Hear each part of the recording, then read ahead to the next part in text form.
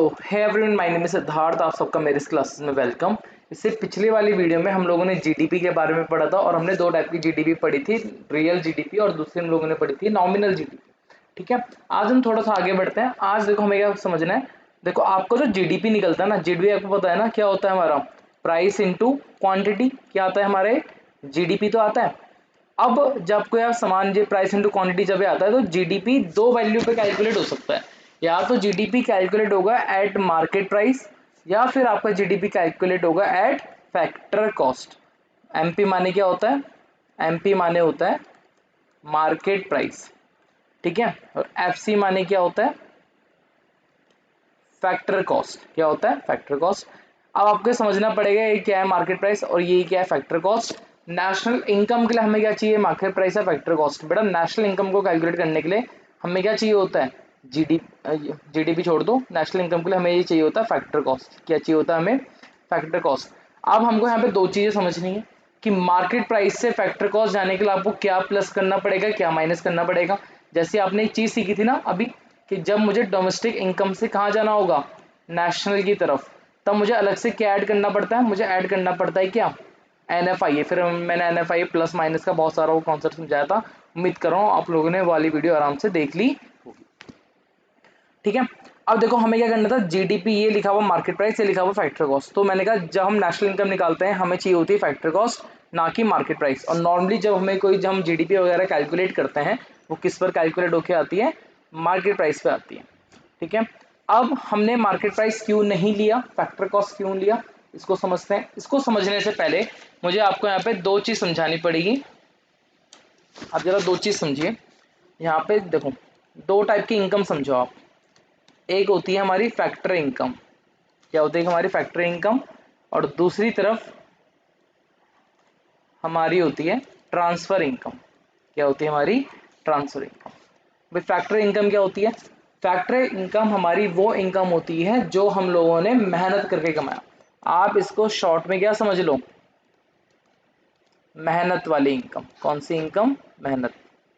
मैंने ढंग से लिख दिया, जो आपने एक्चुअली मेहनत करा है। आप भाई आप सर्विसेज वगैरह पास कर रहे हो, आपने कोई गुड्स वगैरह तैयार करे हैं, जो भी काम है सब किस में आता है, आपका फैक्टर इनकम में आता है। आपने कुछ एफर्ट्स लगाए हैं कुछ कमाने के लिए, वो आपने, और उस एफर्ट्स के बदले आपको जो मिला है उसे हम कौन सी इनकम बोलते हैं बच्चों, फैक्टर इनकम। कौन सी इनकम बोलते हैं उसे, एक मिनट, हाँ कौन सी इनकम बोलते हैं उसे, फैक्टर इनकम। समझ में आ गया। दूसरी तरफ होती है हमारी ट्रांसफर इनकम। ट्रांसफर इनकम हमारी वो इनकम होती है जो आपकी बिना मेहनत करे आ जाए। कैसे आ जाए, बिना मेहनत। यहां लिख देते हैं बिना मेहनत वाली इनकम, जो आपको बिना मेहनत करे मिल गई, ठीक है। जैसे कि लोगों को क्या मिलते हैं, गिफ्ट वगैरह मिलते हैं, लोगों को गिफ्ट मिलते हैं, लोगों को क्या मिलती है, डोनेशन मिलते हैं। गवर्नमेंट हमसे क्या इकट्ठा करती है, टैक्स इकट्ठा करती है। ये सारी इनकम जो मिलती है, ऐसा आप जो कमाते हो, वो सारी इनकम को क्या बोला जाता है, ट्रांसफर इनकम बोलो, या फिर इनकम कभी कभी क्या बोल देते हैं, या क्या मान लेना इनको, ट्रांसफर पेमेंट भी कहते हैं। ट्रांसफर पेमेंट बेसिकली वो पेमेंट होती है जो एक तरफा पेमेंट होती है, ठीक है। आपको कुछ मिला नहीं, बस आपने बदले में कुछ क्या करा है, पे करा है, चाहे वो गिफ्ट के तौर पे हो चाहे वो डोनेशन के तौर पे हो। तो लोग, किसी की तो इनकम हुई होगी, बट हम इस इनकम को कभी भी नेशनल इनकम में कंसिडर नहीं करते, क्योंकि ये इनकम हमारे देश में इतना कुछ प्रोडक्शन वगैरह के लिए काम नहीं आ रही है, हमारे देश में ग्रोथ वगैरह नहीं कर रही है, एज हेल्प वगैरह के लिए हो गया, बट ये जीडीपी के पॉइंट ऑफ व्यू से देखी नहीं जाती। आगे बात समझ में, मैं आपको क्यों पढ़ा रहा हूँ, क्योंकि मुझे इसमें इस वाले कंपोनेंट को थोड़ा डिटेल से पढ़ना है। किस वाले को, टैक्स वाले कंपोनेंट को। अब तो जब एक समझ में आ गया फैक्टर इनकम और ट्रांसफर इनकम। अब for the purpose of national income हमें कौन सी इनकम चाहिए होती है, हमें चाहिए होती है फैक्टर इनकम। कौन सी इनकम, फैक्टर इनकम। क्योंकि नेशनल इनकम, वो नेशनल इनकम कहती है हमें सिर्फ वही इनकम चाहिए जो आप लोगों ने मेहनत से कमाई है। तभी पता चलेगा भाई हमारा देश कितना क्या कर रहा है, ग्रो कर रहा है। जो गवर्नमेंट टैक्स वगैरह करती है, गवर्नमेंट कभी कोई मेहनत नहीं करती उन टैक्स को वसूलने के लिए। गवर्नमेंट, आप लोगों ने कुछ पैसा कमाया, गवर्नमेंट उससे क्या मांग लेती है, टैक्स मांग लेती है। आगे बात समझ में। इसलिए टैक्स को क्या माना जाता है, ट्रांसफर पेमेंट माना जाता है। और जो ट्रांसफर पेमेंट होती है, ट्रांसफर पेमेंट कभी भी नेशनल इनकम में इंक्लूड नहीं होती। आई इतनी बात समझ में, ओके। अगर इतनी बात समझ में आ गया, अब हम थोड़ा आगे बढ़ते हैं। अब एक एग्जाम्पल के तौर, एक एग्जाम्पल देता हूँ, और एग्जाम्पल के पॉइंट ऑफ व्यू से, उस एग्जाम्पल की हेल्प से आप समझ जाओगे कि मार्केट प्राइस से फैक्ट्री कॉस्ट जाने के लिए हमें क्या क्या करना पड़ता है। आगे बात समझ में, यानी जो वीडियो बनेगी सिर्फ इसी के ऊपर बनेगी, आप चिंता ना करो। तो सपोज करो मैं हूँ, ठीक है, और मैं एक कंपनी में काम करता हूँ, मेरी कंपनी है, ठीक है। सपोज करो मैंने एक सिलेंडर बनाया, ये पूरा एग्जाम्पल चल रहा, प्लीज़ असली से लिंक मत कर लेना। मानो मैंने एक एग्जाम्पल बनाया, सॉरी मैंने एक सिलेंडर बनाया, और उस सिलेंडर को बनाने में मेरे कितने रुपए लग गए, मानो 1000 रुपये लग गए। कितने रुपए लग गए, 1000। ये जो मेरा एक्चुअल जो कॉस्ट लगा, इसको मैं बोलता हूँ फैक्टर कॉस्ट। क्या बोलूँगा इसको मैं, फैक्टर कॉस्ट। मतलब मेरा वो एक्चुअल पैसा है जो कि मैंने इन्वेस्ट करा है, और नेशनल इनकम भी यही मांगता है, जो आपने एक्चुअली पैसा इन्वेस्ट करा है किसी चीज़ को बनाने में, वही करो, ठीक है।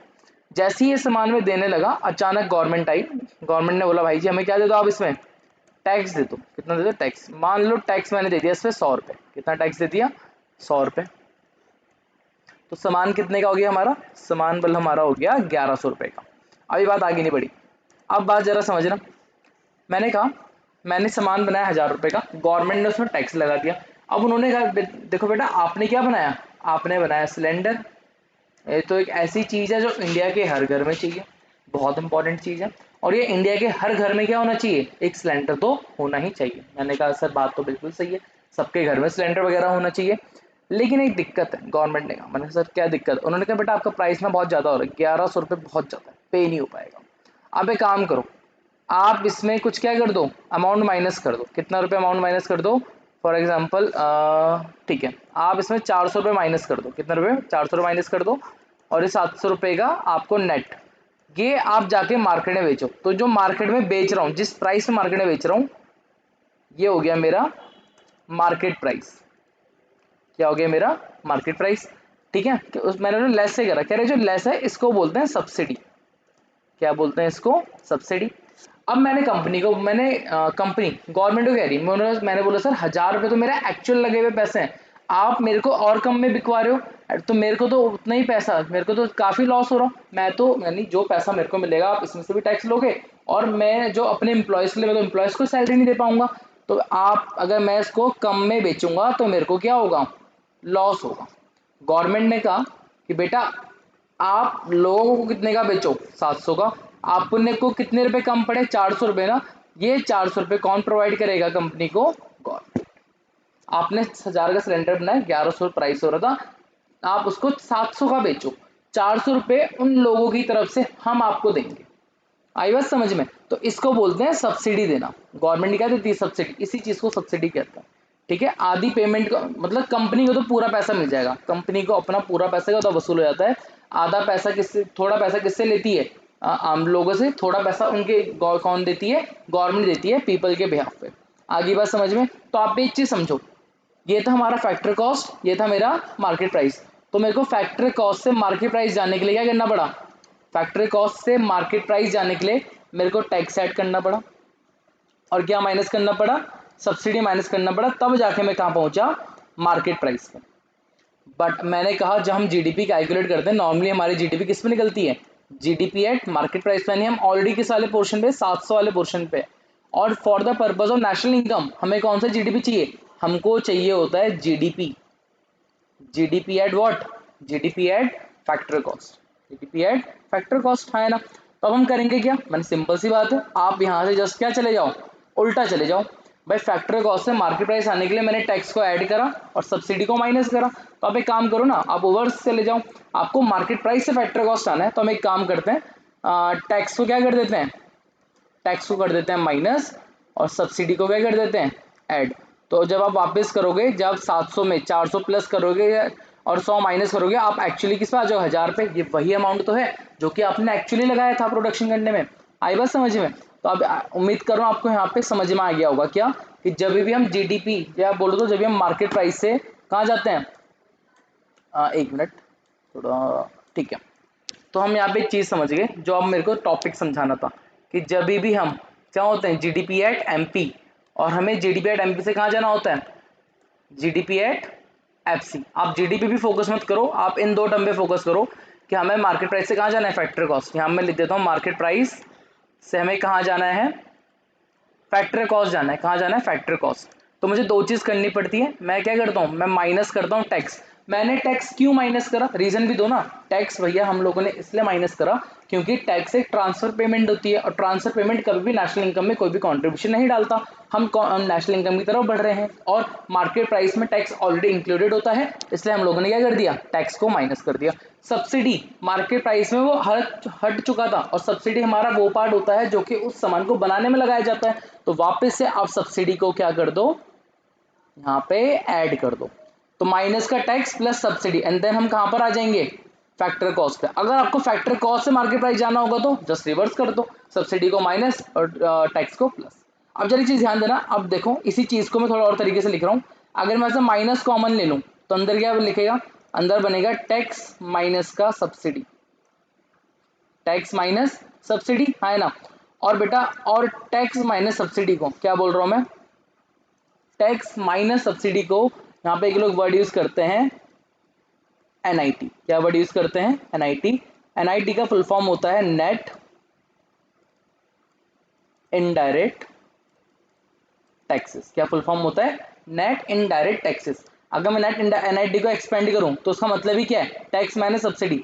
अब यहाँ पे रट मत जाना कि भैया टैक्स तो प्लस हो रहा सब्सिडी माइनस हो रही, नहीं। देखो मैंने माइनस ऑलरेडी लिया है, मल्टीप्लाई करोगे तो बात वहीं की वहीं है, बट लिखने का तरीका हो गया।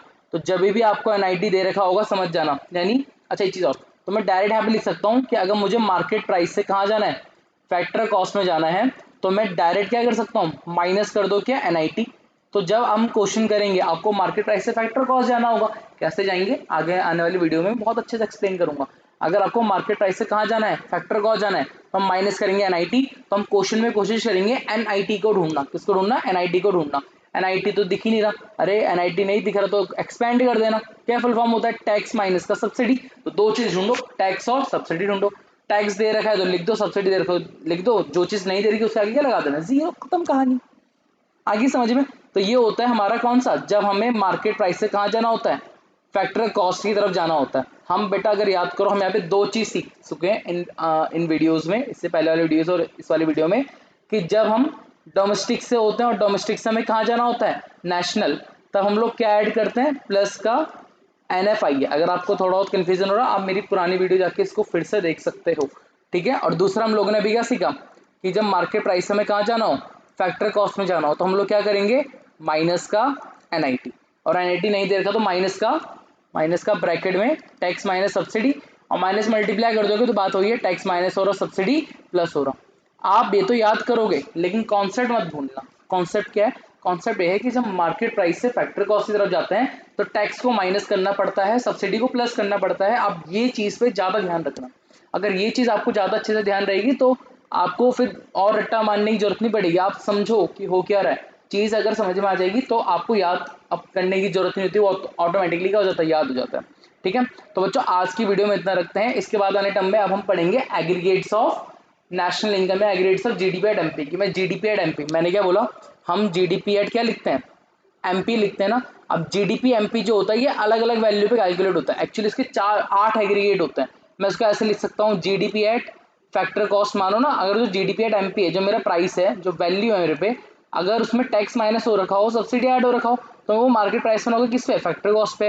हो सकता है डोमेस्टिक पे ना होके वो मेरा किस पे हो, नेशनल पे हो। तो देखो GDP at MP, GDP at FC, GNP at FC, ऐसे करते करते 8 एग्रीगेट्स बनते हैं। कैसे बनेंगे, कैसे इनका फॉर्मूला कैसा हो, कैसे कैसे रहेंगे, इससे कंफ्यूज मत होना। हम इसके नेक्स्ट वाली वीडियो में कवर करेंगे। आपका आज का इस टॉपिक में हमारा मेन वो था कि मार्केट प्राइस से फैक्टर कॉस्ट जाने के लिए आपको कैसे करते हैं और कैसे आना चाहिए। ठीक है, तो मिलते हैं आपसे अगली वीडियो में, तब तक के लिए नमस्कार।